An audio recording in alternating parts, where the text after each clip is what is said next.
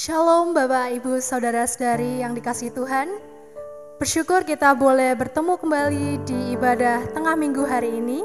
Untuk itu mari kita siapkan hati kita kepada Tuhan. Biarlah hati kita boleh dibentuk menjadi bejana untuk memuliakan nama Tuhan. Mari kita pujikan menyenangkan-Mu.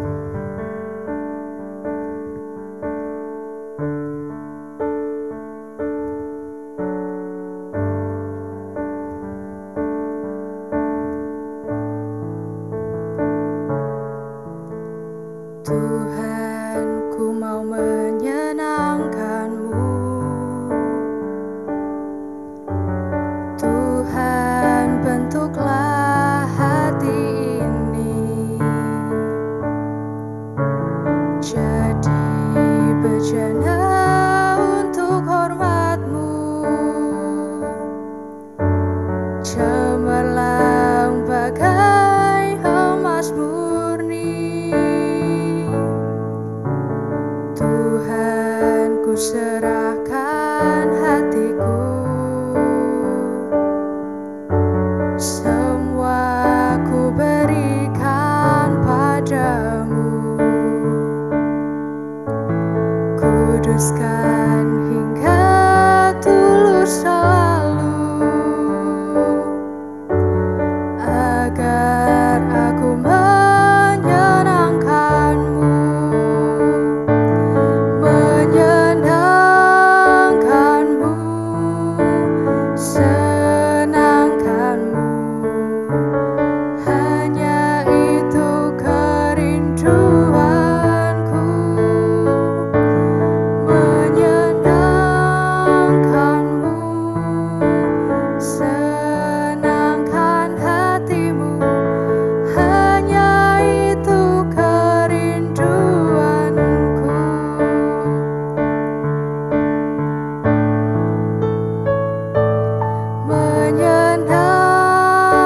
Menyenangkan-Mu, senangkan-Mu, hanya itu kerinduanku.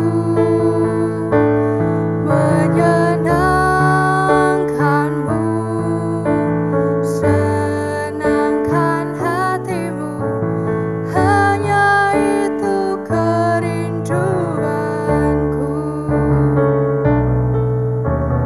Hanya itu kerinduanku. Mari kita bersatu dalam doa, kita berdoa. Ya Tuhan, terima kasih atas berkat dan penyertaan-Mu selama sepanjang hari ini atas kami. Kalau saat ini kami akan memulai ibadah tengah minggu ini, kiranya Engkau boleh berkati setiap kami dimanapun kami berada. Biarlah kami boleh bersama-sama memuji dan menyembah nama-Mu ya Tuhan. Ya Tuhan, kami juga yang menyerahkan ibadah ini ke dalam tangan-Mu, kiranya Engkau boleh berkati dari awal, pertengahan hingga akhirnya. Hanya di dalam nama-Mu kami telah berdoa dan mengucap syukur. Haleluya, amin. Shalom, selamat siang Ibu dan Bapak jemaat yang dikasihi oleh Tuhan kita Yesus Kristus. Puji syukur karena kita masih diberikan kesempatan untuk bersama-sama belajar tentang kebenaran dari firman Tuhan. Oleh saat itu, mari kita berdoa untuk meminta tuntunan daripada Roh Kudus. Kita berdoa. Terima kasih Tuhan karena Engkau begitu baik dalam kehidupan kami, hingga sudah sepantasnya kami untuk datang selalu kepadamu, memohon perlindungan serta selalu mendekatkan diri agar kami bisa menjadi anak-anak yang selalu berkenan kepadamu. Berkati Tuhan kami pada saat ini yang rindu untuk mendengarkan dan belajar bersama-sama tentang kebenaran firman-Mu, agar kiranya hati dan pikiran kami bisa siap untuk menerima, serta bisa menjadi buah melalui tindakan kami dalam kehidupan sehari-hari. Berkati juga Tuhan hamba-Mu yang menjadi pengkhotbah pada saat ini, kiranya Engkaulah yang berbicara atas hamba di tempat ini. Di dalam nama Yesus kami berdoa dan mengucap syukur. Amin. Bapak, Ibu, jemaat yang dikasihi oleh Tuhan kita Yesus Kristus, pembacaan kita pada saat ini terambil dari 2 Tawarik 34 ayatnya yang pertama sampai yang ketujuh. Lembaga Alkitab Indonesia memberi judul Raja Yosia, pembaharuan yang dilakukan Yosia. Yosia berumur 8 tahun pada waktu ia menjadi raja, dan 31 tahun lamanya ia memerintah di Yerusalem. Ia melakukan apa yang benar di mata Tuhan dan hidup seperti Daud, bapa leluhurnya, dan tidak menyimpang ke kanan atau ke kiri. Pada tahun ke-8 dari pemerintahannya, ketika ia masih muda belia, ia mulai mencari Allah Daud, bapa leluhurnya. Dan pada tahun ke-12, ia mulai mentahirkan Yehuda dan Yerusalem daripada bukit-bukit pengorbanan, tiang-tiang berhala, patung-patung pahatan, dan patung-patung tuangan. Mesbah-mesbah para Baal dirobohkan di hadapannya. Ia menghancurkan pedupaan-pedupaan yang ada di atasnya. Ia meremukan dan menghancur luluhkan tiang-tiang berhala, patung-patung pahatan, dan patung-patung tuangan, dan menghamburkannya ke atas kuburan orang-orang yang mempersembahkan korban kepada berhala-berhala itu. Tulang-tulang para imam dibakarnya di atas mesbah-mesbah mereka. Demikianlah ia mentahirkan Yehuda dan Yerusalem. Juga di kota-kota Manasye, Efraim, dan Simeon, sampai di kota-kota Naftali, yang di mana-mana telah menjadi reruntuhan. Ia merobohkan segala mesbah dan tiang berhala, meremukan segala patung pahatan, serta menghancur luluhkannya, dan menghancurkan semua pedupaan di seluruh tanah Israel. Sesudah itu, ia kembali ke Yerusalem. Sekian jauh pembacaan firman kita pada saat ini. Dikatakan berbahagia bagi kita yang tidak hanya mendengar, tetapi juga mampu memahami dan melakukan dalam kehidupan kita sehari-hari. Shalom, jemaat Bapak Ibu yang dikasihi dalam Tuhan kita Yesus Kristus. Pembacaan kita sangat menarik karena pada saat ini tema yang diberikan adalah yang muda yang menginspirasi. Maka dari itu, pada saat ini kita belajar dari 2 Tawarik 33-34 ayat yang pertama sampai ke-7 tentang teladan dari Raja Yosia. Pada perikop ini dikisahkan tentang Raja Yosia yang walaupun dia masih muda, dia membawa perubahan. Ia melakukan pentahiran di seluruh tanah Israel. Itu dilakukannya ketika ia berumur 20 tahun. Dalam ayat yang pertama dikatakan bahwa ketika Yosia berusia 8 tahun, dia sudah menjadi raja. Dan dia memimpin selama 31 tahun. Yang menarik dari sini adalah, kok bisa anak berumur 8 tahun sudah menjadi raja? Padahal kan kalau misalnya kita pikir sekarang, anak berumur 8 tahun itu, ya dia masih sangat belum mengenal dunia. Dia masih, kalau misalnya dalam sekolah dasar itu mungkin masih kelas 3 sampai kelas 4 SD. Ataupun juga kalau dalam ibadah-ibadah, anak itu masih dalam sekolah minggu. Nah, yang menarik dari sini kemudian tentang pertanyaan, kok bisa Yosia menjadi raja pada usianya yang ke-8 tahun? Jawabannya yang pertama adalah tentang nubuatan yang terdapat dalam kitab 1 Raja-Raja 13 ayat yang kedua. Yang di situ mengatakan bahwa telah ada nubuatan tentang seorang anak yang lahir dari keluarga Daud yang diberi nama Yosia. Hal juga yang menarik dari nama Yosia ini bahwa ternyata Yosia itu berarti ia yang didukung Allah. Sehingga Yosia dalam kepimpinannya selalu mengandalkan Tuhan. Juga Tuhan selalu menolong dia dalam kehidupannya dan dalam menjalankan kepemimpinannya untuk membawa perubahan yang baik bagi bangsa Israel. Sehingga kemudian di dalam ayatnya yang kedua dikatakan bahwa Yosia melakukan apa yang benar. Dari sini kita dapat mengerti bahwa ternyata Yosia telah taat kepada Tuhan. Ia telah melakukan apa yang benar kepada Tuhan itu sejak dia masih kecil. Sehingga sejak dia masih kecil jugalah dia menjadi raja. Dia diangkat oleh rakyatnya yang membutuhkan pemimpin yang mampu membawa perubahan. Tentunya perubahannya adalah yang baik dan yang benar sesuai dengan apa yang Tuhan kehendaki. Berbicara tentang kalimat melakukan apa yang benar, dalam bahasa aslinya benar di sini berarti yashar. Yashar itu artinya lurus, jujur, benar, dan baik.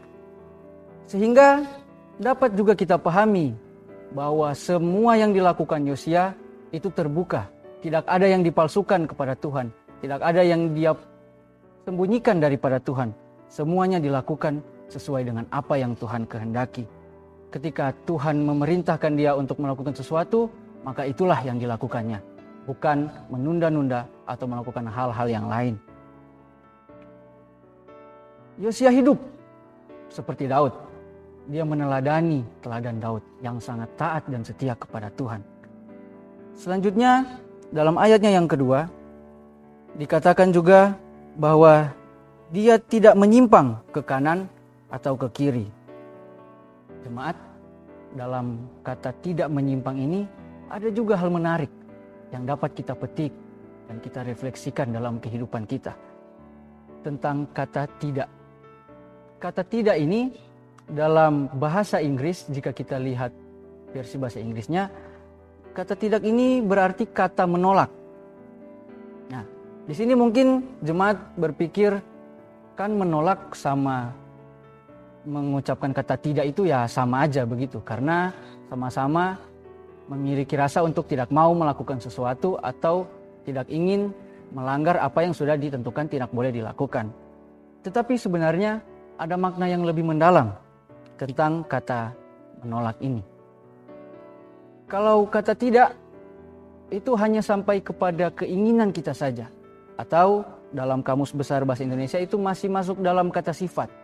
Jadi dia masih ada di taraf kata-kata saja, ucapan yang keluar dari diri kita atau keinginan kita untuk tidak melakukan yang jahat atau untuk tidak berbuat perbuatan yang tidak menyenangkan hati Tuhan. Sedangkan kata menolak lebih kepada tindakan untuk benar-benar menjauhkan atau benar-benar menempatkan diri kita dan memberikan jarak dengan hal-hal yang tidak Tuhan kehendaki. Contohnya seperti ketika kita menggunakan kata tidak untuk tidak bermalas-malasan dalam pekerjaan kita sehari-hari.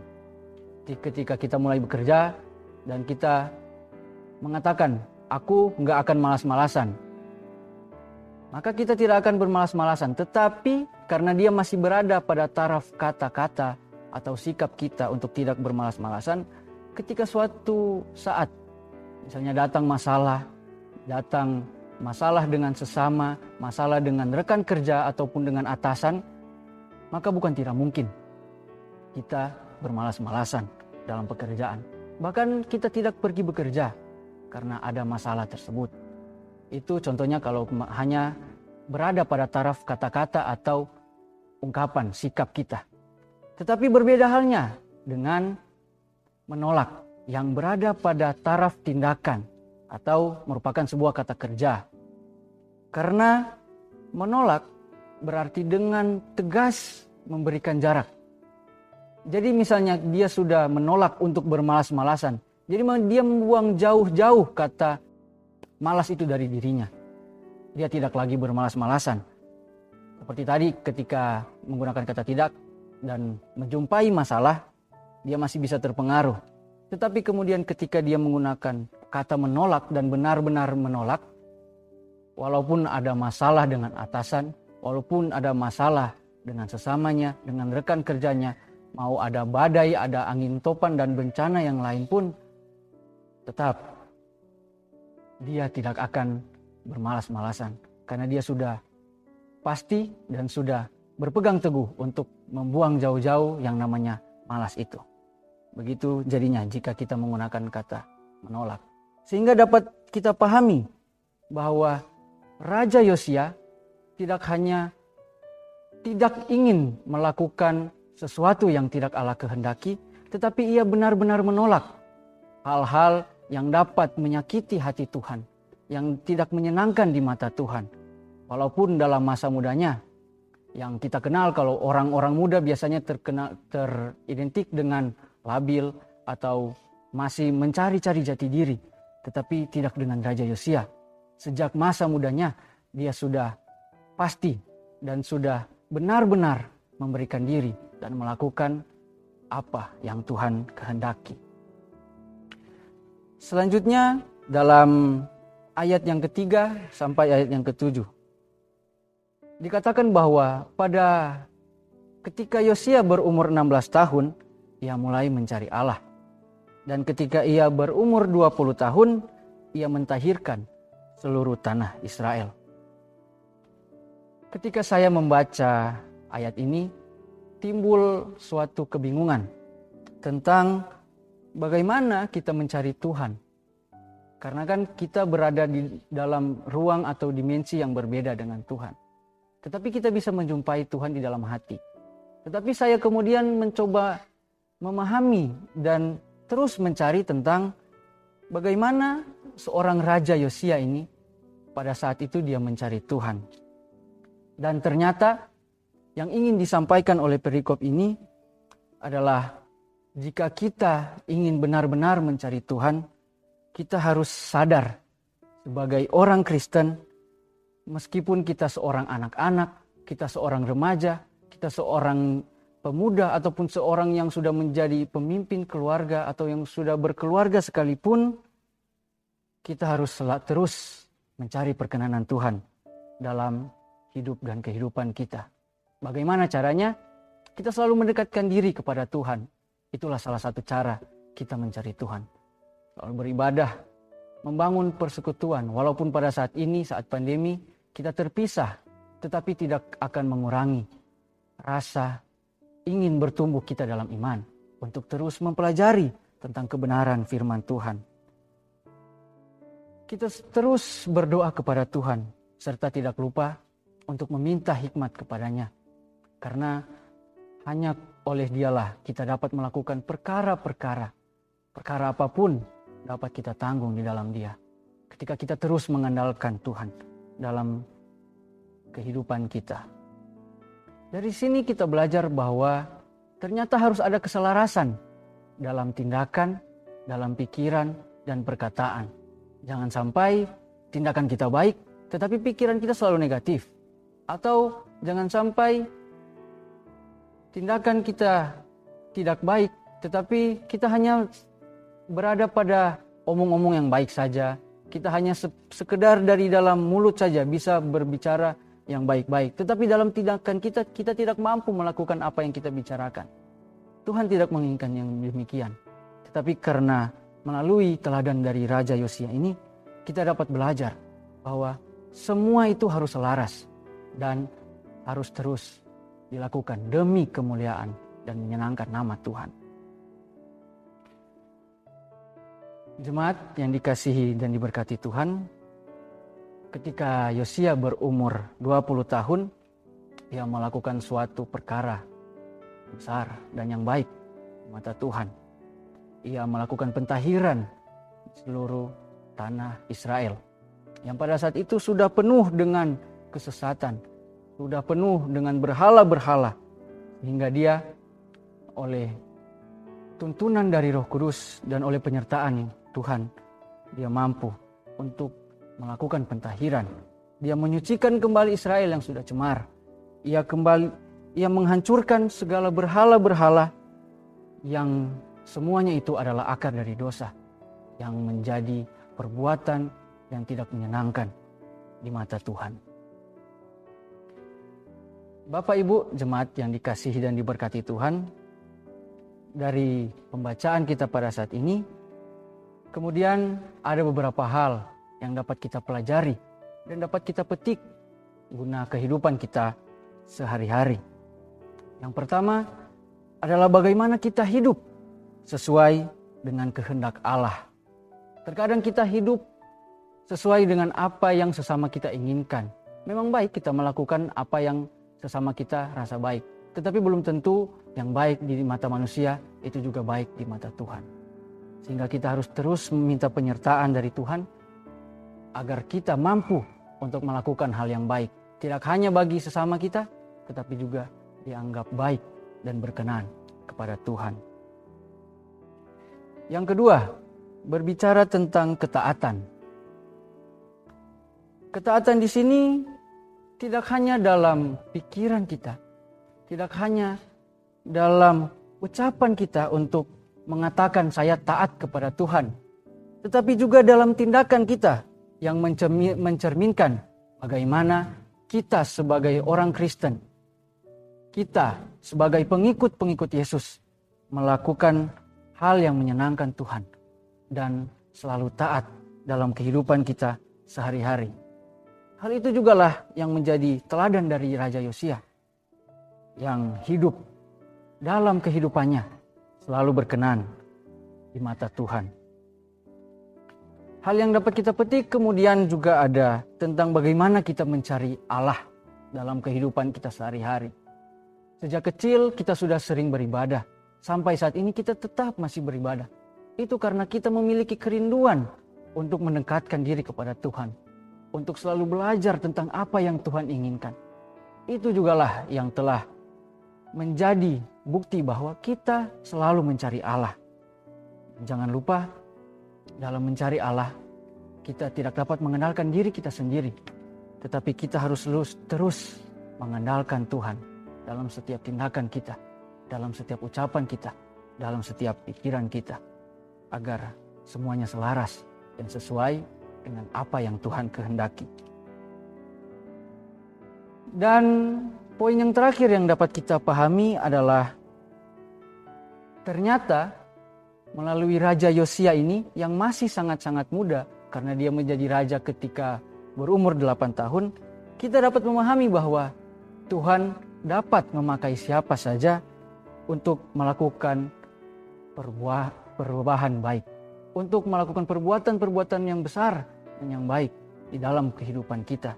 Siapa saja Tuhan dapat pakai, entah itu anak kecil, orang tua, atau sesama kita. Mereka semua dapat Tuhan pakai. Sehingga dari teladan Yosia ini, kita dapat lebih memahami bahwa memang luar biasa kuasa Tuhan dalam kehidupan kita. Bahkan orang yang kita tidak sangka sekalipun, itu bisa Tuhan pakai untuk membawa kita ke dalam perubahan, untuk mendekatkan diri kita kepada Tuhan. Jemaat yang dikasihi dan diberkati Tuhan, marilah kita sama-sama sebagai seorang Kristen selalu mengatur tutur kata kita, pikiran kita, serta tindakan kita untuk selalu melakukan perubahan baik dan selalu hidup sesuai dengan apa yang Tuhan kehendaki.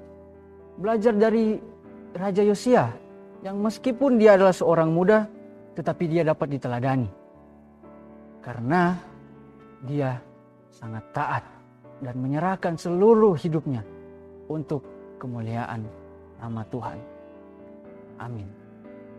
Mari kita satu di dalam doa. Tuhan, terima kasih karena kami dapat mengerti dan dapat belajar dari teladan Raja Yosia untuk bisa hidup taat. Karena seluruh hidup kami adalah untuk menyenangkan hati-Mu Tuhan. Jauh-jauhkanlah kami dari segala tindakan yang dapat menyakiti hati-Mu, agar seluruh tindakan kami, ucapan kami, serta pikiran kami adalah baik bagi Engkau, juga bagi sesama kami Tuhan. Terpuji-pujilah Engkau Tuhan.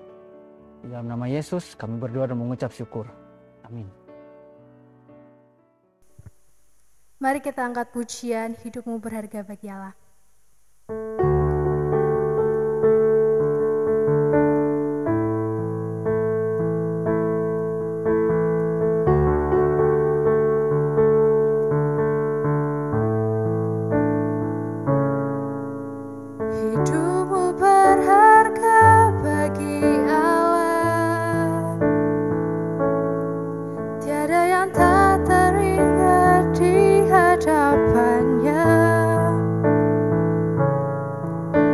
Dia ciptakan kau seturut gambarnya, sungguh terlalu indah kau bagi dia.